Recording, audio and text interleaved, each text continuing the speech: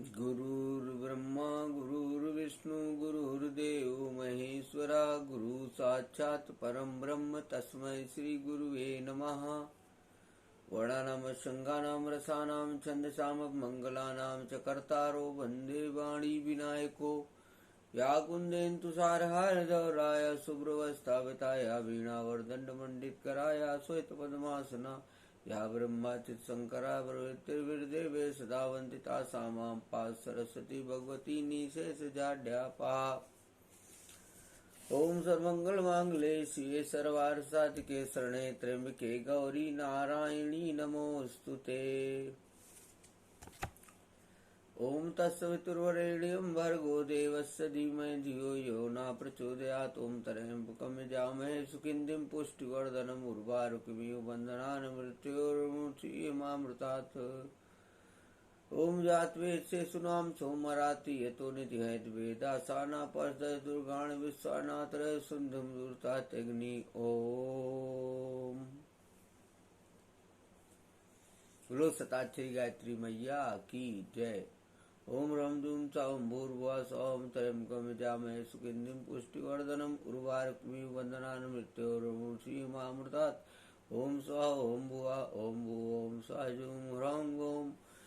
ओम राम रामेति रामेति रमे रामे मनोरमे सहस्रनामतुल्यं राम नाम वरानने।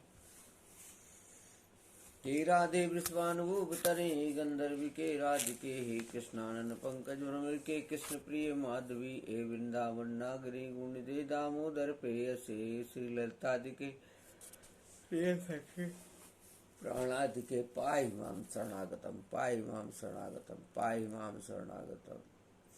सृष्टो या सर्गरूपा जगद्वन विदो पालनीया च रौद्री शृंगारे चापि यस्या जगदिदं किलं क्रीडनं या पराख्या पश्यन्तो मत्तमादो तदन भगवती वैखरीवर्णरूपा सास्मद्वाचं प्रसन्ना विदहरिगिरि साराधिता अलङ्करोति नारायणं नमस्कृत्य नरं चैव नरोत्तमं देवीं सरस्वती व्यासं ततो जयमुदीरयेत्।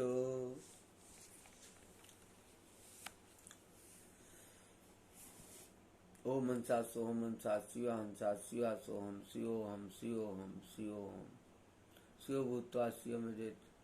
ओम सम करोति शंकरा कल्याण करने वाले शंकर है।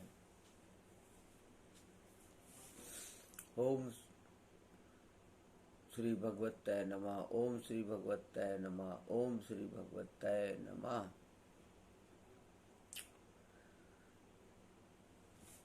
सर्वप्रथम प्रातः स्मरणीय परम पूजनीय परमहंस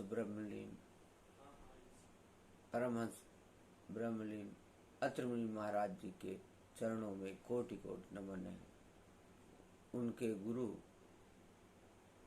सनातन धर्म सम्राट ब्रह्मलीन स्वामी कृपात्री महाराज के चरणों में कोटि कोटि नमन है। विगत कई दिनों से मैं आप लोगों को श्रीमद् देवी भागवत महापुराण की अमृतमयी कथा को आपको सुना रहा हूँ। कल जहाँ पे कथा को विश्राम दिया था उसकी आगे की कथा मैं आपसे कहूँगा।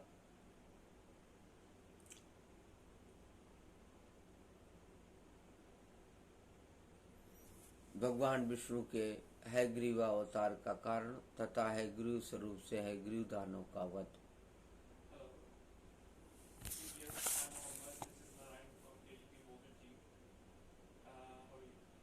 प्रथम स्कंद के देवी भागवत महापुराण के प्रथम स्कंद के 4 अध्याय समाप्त हो चुके थे। उसके आगे का की कथा और अध्याय है जिसमें हयग्रीव अवतार बताया गया है कि भगवान विष्णु का हयग्रीव अवतार का कारण क्या था और हयग्रीव के स्वरूप से हयग्रीव दानव का वध किस प्रकार प्रभु ने किया उसका वर्णन है। तो यहाँ पे ऋषिगण सूत जी से प्रश्न करते हैं। सूत जी से कहते हैं आपने बड़े आश्चर्य की बात कही। अरे जो भगवान विष्णु सबके कर्ता धर्ता, उनका भी मस्तक कटकर धड़ से अलग हो गया। फिर उस धड़ पर घोड़े का सिर रखा गया और वे हयग्रीव कहलाने लगे। वेद में भी जिनकी स्तुति करते हैं, संपूर्ण देवताओं को आश्रय देना जिनका स्वाभाविक गुण तथा जो समस्त कारणों के भी परम कारण है, उन आदि देव जगत प्रभु भगवान श्रीहरि को भी छिन्न मस्तक हो जाना पड़ा। यह देव की ही करामात है, परंतु महामते ऐसी घटना कैसे घट गई, इसे शीघ्र विस्तार पूर्वक कहने की कृपा कीजिए। सूत जी कहते हैं, मुनिगणों, भगवान विष्णु परम तेजस्वी एवं देवताओं के भी देवता हैं। उनकी लीला बड़ी विचित्र है। तुम सब लोग अत्यंत सावधान होकर उनकी अद्भुत कथा सुनो। एक समय की बात है, सनातन परम प्रभु भगवान श्री हरि को घोर युद्ध करना पड़ा। 10,000 वर्षों तक वे युद्ध भूमि में डटे रहे। फिर तो उन्हें थकान सी हो गई। तब वे अपने पुण्य प्रदेश बैकुंठ में गए, पद्मासन लगाकर बैठे। धनुष पर डोरी चढ़ी हुई थी। इसी अवस्था में धनुष को भूमि पर टेक कर उसी के सहारे वे कुछ झुक से गए। फिर उसी पर भार देखकर अलसाने भी लगे। श्रम के कारण अथवा लीला संयोग से उन्हें घोर निद्रा आ गई। उसी अवसर पर कुछ दिनों से देवताओं के यहाँ यज्ञ करने की योजना चल रही थी। इंद्र, ब्रह्मा, शंकर आदि सभी देवता यज्ञ करने में तत्पर होकर भगवान श्री हरि से मिलने वैकुंठ गए। देवताओं का कार्य निर्विघ्न चलता रहे, यही उस यज्ञ का उद्देश्य था। वहां उन्हें यज्ञेश्वर भगवान विष्णु का दर्शन नहीं मिला। फिर तो ध्यान द्वारा पता लगा कि वे जहाँ भगवान विराजमान थे वहां पहुंच गए। देखा परम प्रभु भगवान श्री हरि योग निद्रा के अधीन होकर अचेत से पड़े हैं। तब वे देवता लोग वहीं ठहर गए। जब भगवान की निद्रा भंग न हुई, तब वे देवता अत्यंत विचलित हो गए। ऐसी स्थिति में इंद्र ने प्रधान देवताओं को संबोधित करके कहा, अब क्या करना चाहिए? देवताओं, आप स्वयं विचार करें, भगवान विष्णु को कैसे जगाया जाए। तब भगवान शंकर ने कहा, देवताओं, यद्यपि किसी की निद्रा भंग करना निषिद्ध आचरण, फिर भी यज्ञ का कार्य संपन्न करने के लिए तो इन्हें जगा ही देना चाहिए। तब ब्रह्मा जी ने वम्री नामक एक कीड़ा उत्पन्न किया। सोचा, धनुष पृथ्वी पर है ही, यह कीड़ा उस धनुष की तात को काट देगा। तदंतर आगे की रस्सी को काटते ही झुका हुआ धनुष ऊपर को तन उठेगा। फिर तो देवाधिदेव श्री हरि की निद्रा टूट ही जाएगी। तब देवताओं का कार्य सिद्ध होने में कोई संदेह न रहेगा। इस प्रकार मन में विचार करके प्रधान देवता अविनाशी ब्रह्मा जी ने वैसा करने के लिए वम्री को आज्ञा दे दी। तब वह अमरी नामक कीड़ा ब्रह्मा जी से कहने लगा, अरे लक्ष्मीकांत, भगवान नारायण देवताओं के भी आराध्य देव हैं। भला उन जगत गुरु की निद्रा मैं कैसे भंग कर सकूंगा? भगवान, इस धनुष की डोरी को काटने में मुझे कौन सा लाभ है जिसके कारण ऐसे घृणित कार्य किया जा सके? सभी प्राणी किसी न किसी स्वार्थ को लेकर ही नीच कर्म में प्रवृत्त होते हैं, यह बिल्कुल निश्चित बात है।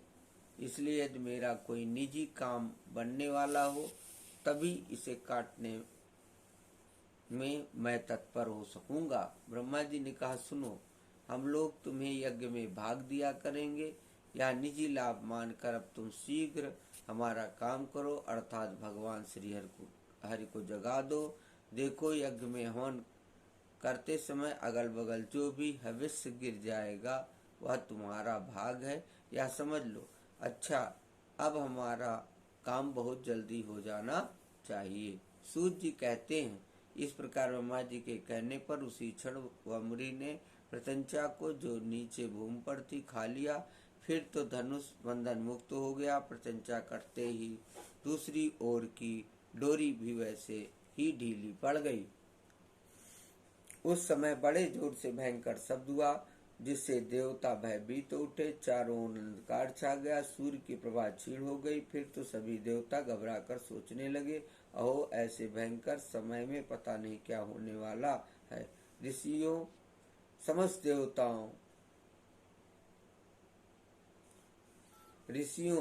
देवता यूं सोच रहे थे। इतने में ही पता नहीं भगवान विष्णु का मस्तक कुंडल और मुकुट सहित कहाँ उड़ कर चला गया। कुछ समय के बाद जब घोर अंधकार शांत हुआ, तब श्री भगवान शंकर और ब्रह्मा जी ने देखा श्री हरि का श्री विग्रह बिना मस्तक का पड़ा हुआ है। यह बड़े आश्चर्य की बात सामने आ गई।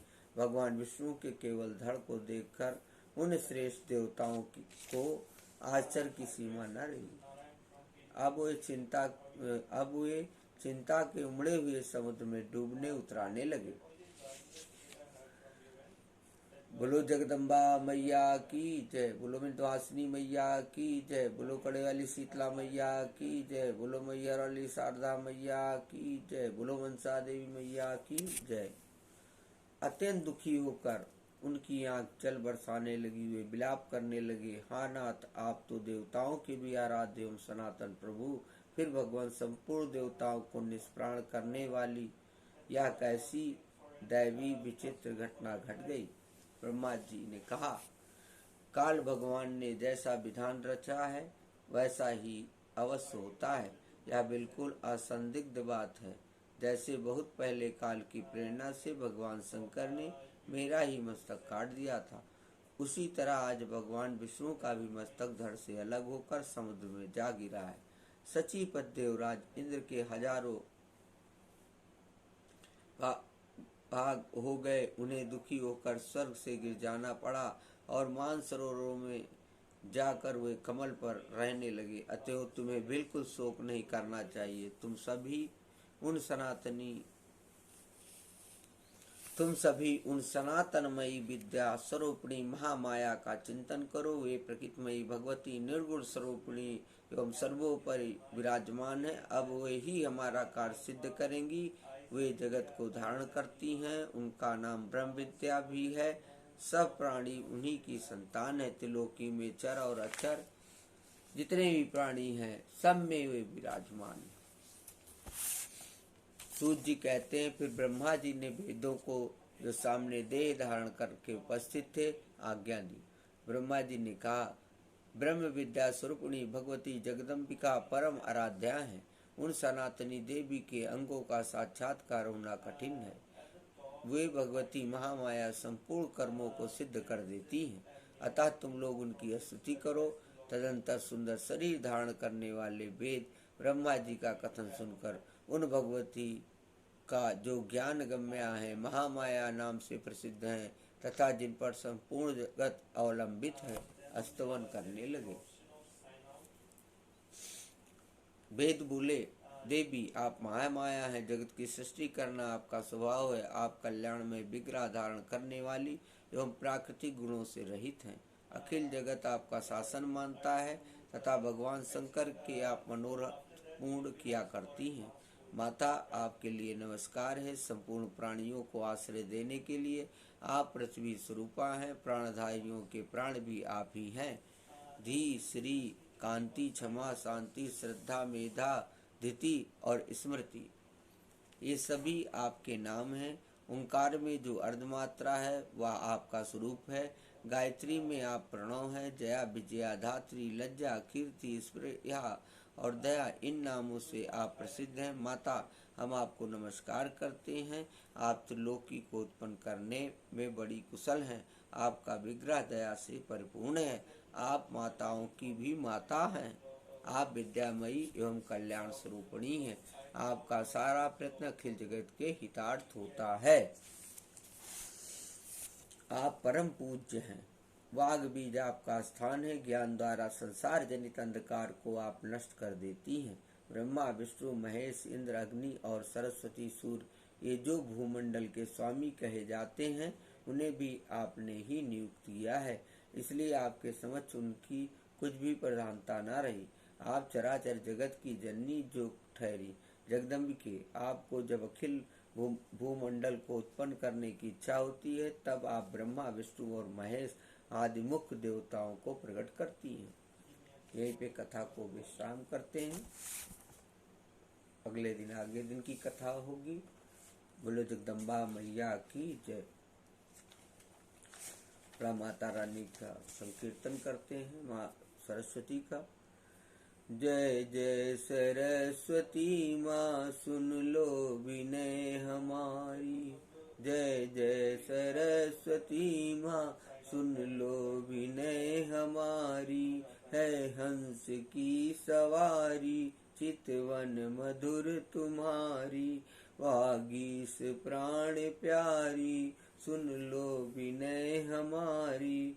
कुंडल कपोल सोहें मुनि मन किरीट मोहें। तन पै है श्वेत सारी सुन लो विनय हमारी। उज्ज्वल प्रकाश तेरा मन खींचता है मेरा। ऋषियों को तू दुलारी सुन लो विनय हमारी। नूपुर बजे चरण में माधव तेरी शरण में।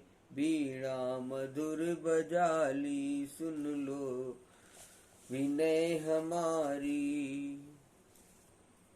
है हंस की सवारी चितवन मधुर तुम्हारी।